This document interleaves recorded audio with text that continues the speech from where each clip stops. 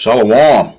First and foremost, I want to give all praises, glory, and honor to Yahweh, Ba'ashem, Yahweh Shai, Ba'ashem Rakak Wadash. I want to give double honors to the elder apostles of Great Millstone who rule well, and salutations of much love to the rest of you sincere Akim, pushing the word in truth and sincerity. This is the cleric Izar coming at you with another lesson. I am continuing in my lot to bring you my ongoing series from excerpts of Hollywood, This Factory of Perverseness, another observation of predictive programming, how art imitates life and vice versa. Just a reminder, the purpose of my videos is to show correlations. A correlation is an observation of a mutual relationship or connection between two or more things. I use movies to extract or extrapolate a narrative. I'm not glorifying the Hollywood culture or life. I have a wide knowledge of films, whether they be foreign or domestic, and I just use them as an example to bring out those similarities and those correlations.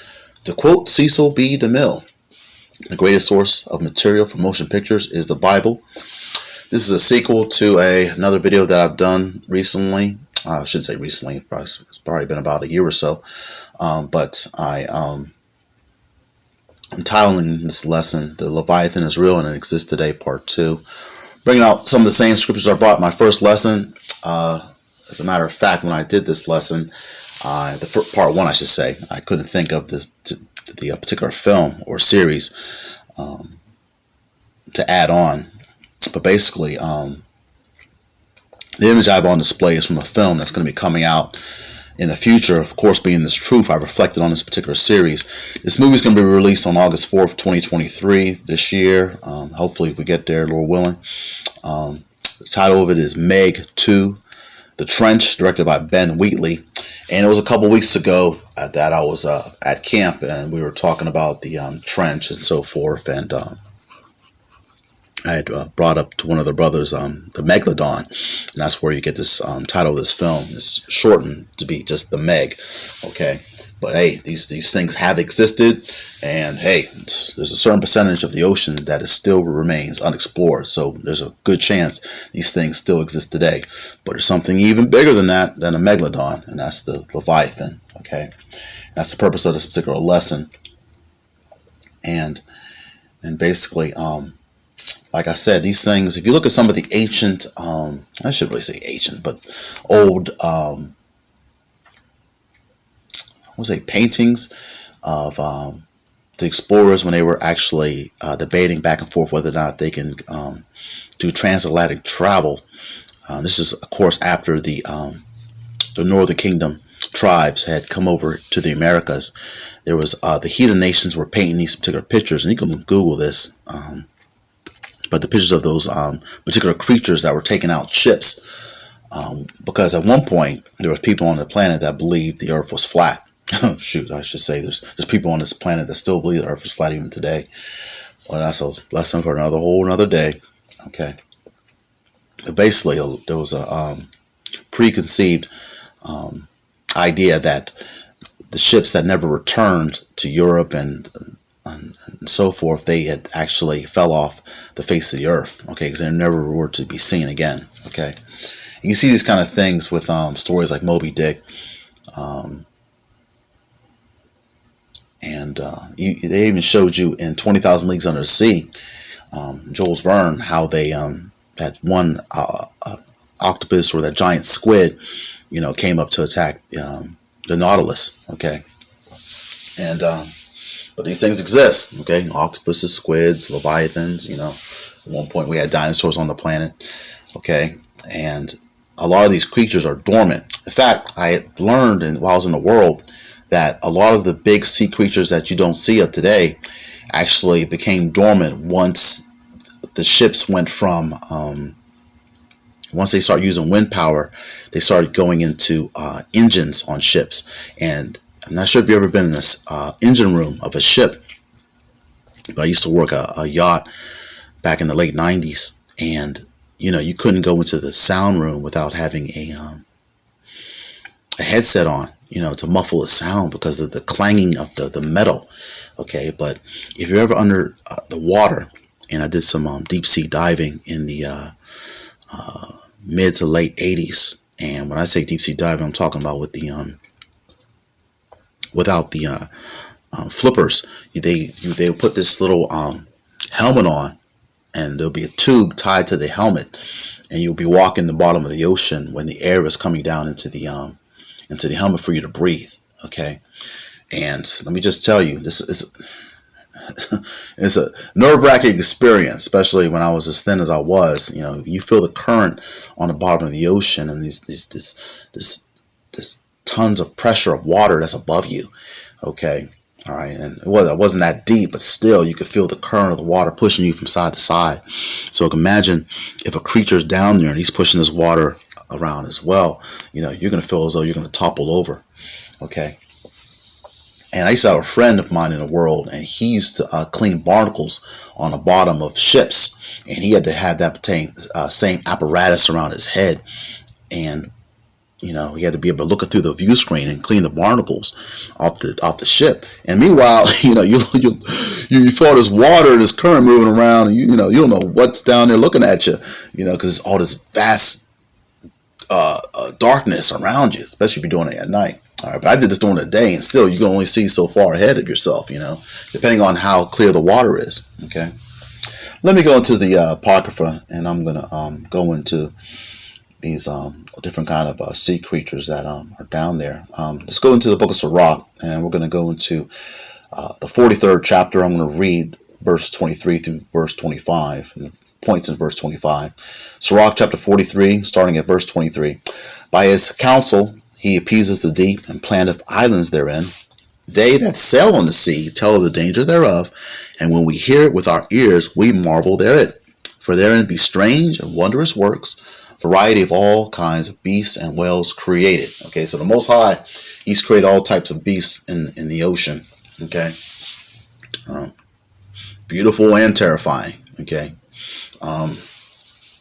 I mean, I remember being a little boy and being fascinated by the seahorse. And now that I'm in the truth, it's just understanding that Esau Edom, the so-called white man, has placed certain terminology on certain animals. And I remember looking at a seahorse and like, well, that's kind of interesting. I see how it could look like a horse, but hey, it's totally different than a horse. Okay.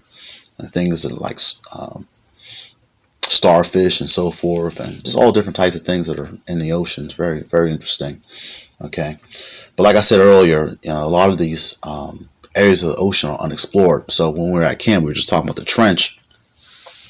And I know I brought out in my previous lesson, part one, I was talking about James Cameron's brother helped him get to the bottom of the Mariana Trench. All right. So he can research different animals and creatures down there to come out with his idea for Avatar 2. Okay. But one thing that is also down there that hasn't been seen in this world today is the Leviathan. Okay, and hence the title of this particular lesson, because that thing does exist, and it's being, like I said, it's in a dormant state right now, but it's going to be making itself known in the last days. Okay, let's go to the book of Psalms, chapter 104, and I'm going to start at verse 24, and I'm going to say the points of verse 26. Okay. Psalms 104, verse 24, and it reads, O Yahweh Hashem Yahushai, how manifold are thy works, in wisdom hast thou made them all. The earth is full of thy riches. So is this great and wide sea, wherein are things creeping innumerable, both small and great beasts. There go the ships, there is that Leviathan, whom thou hast made to play therein. These wait all upon thee, that thou mayest give them their meat in due season. You see that? All right, so it's going to be a particular season where this Leviathan is going to be unleashed. Okay, and if you don't know, for you in the know, and you sisters that are true and respectful sisters that are out there that do exist, you should know that the banking elite of Esau Edom, they have different ways they're trying to escape the day of the Lord. One is going to be the space stations. Two is going to be the underground caverns. And three is going to be the underground sea stations. Okay, but they're not going to be able to hide themselves in that particular time, because the Most High is going to save the elect. Number one, when Yahushua returns during the second coming with Michael the Archangel and the host of angels in what you ignorantly call UFOs, or what we call IFOs. Okay. Identifiable flying objects, and they're not unidentified aerial phenomenon. They are the chariots of the Lord. Okay, and they're going to return, and keep in mind now as well some of these ships also could be submersive. Okay, so they're going to be able to enter into the deep and go places that no vessel has been able to explore. Okay, so they're going to be able to go deeper than any ship that Esau Edom has invented. Let's go into the book of Job, chapter 34. I'm going to read verse 22.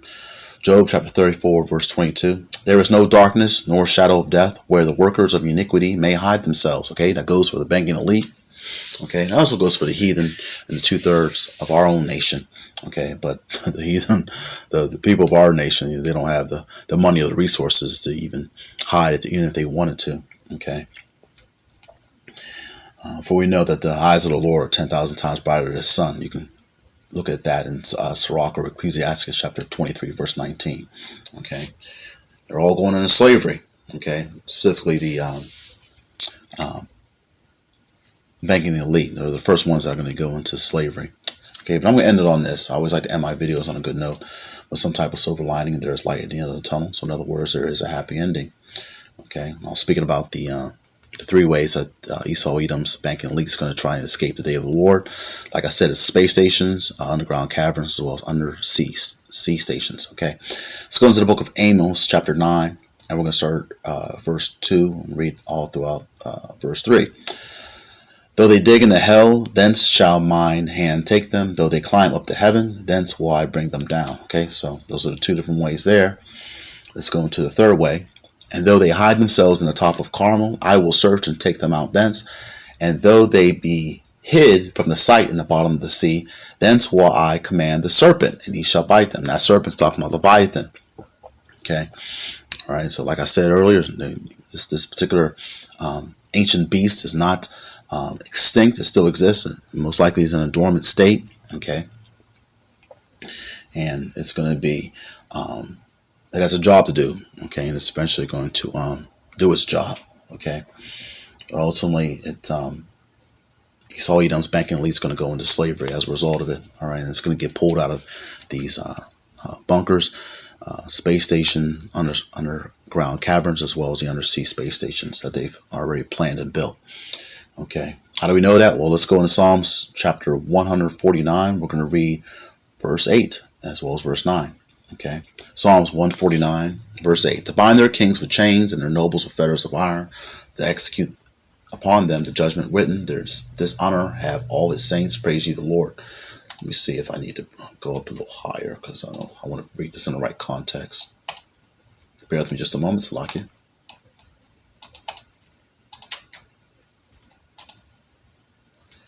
Psalms 149. May the high praises of the Most High be in their mouths and a double-edged sword in their hands, to inflict vengeance on the nations and punishment on the peoples, to bind their kings with chains and their nobles with shackles of iron, to execute the judgment written against them.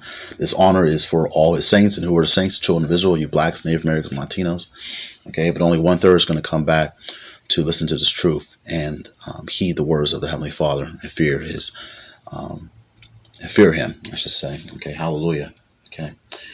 All right. Well, I just wanted to share that. Of course, this movie's not out yet, but we were just speaking about it, and I was on my phone, and I didn't even know there was a sequel coming out to it, and it just happened to be the Spirit that they're naming it, The Trench. Okay, but it's the Meg 2, The Trench, coming out in August. Lord willing, we make it to that time. Lord willing, we don't make it to that time, and this whole system collapses, and we'll get the ball rolling. All right, with Jacob's trouble. Lord willing, Heavenly Father sees me out of it. Okay, and it counts me part of the saved. Okay. Lord willing, this lesson was edifying. I want to give all praises to Yahweh B'Shem Yahushai, who gives me the strength and the spirit to continue to strive and endure in these last days. Shalom to the hopeful elect, and on to the next video.